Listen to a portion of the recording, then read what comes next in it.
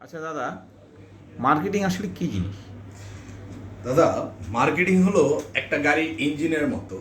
আপনি একটা জিনিস দেখেন, গাড়ির চাকা আছে, বডি আছে, কিন্তু গাড়ি কি চলবে? চলবে না। গাড়ি চলতে গেলে ইঞ্জিনের প্রয়োজন।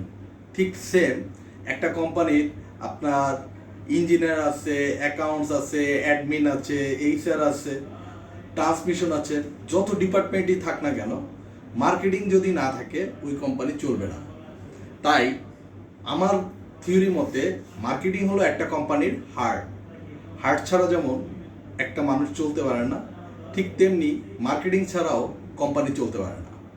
যে কোম্পানির মার্কেটিং যত বেশি ভালো, সেই কোম্পানির গুরুত্ব বা ডেভেলপমেন্ট তত ভালো। তাই মার্কেটিংয়ে উচিত আমাদের যত্ন নেওয়া। যত্ন নিলে রত্ন মিলে। যত আপনি মার্কেটিংয়ের উপর টেক কেয়ার করবেন, মার্কেটিংও ঠিক কোম্পানির জন্য ভালো কিছু বয়ে আনবে। ধন্যবাদ।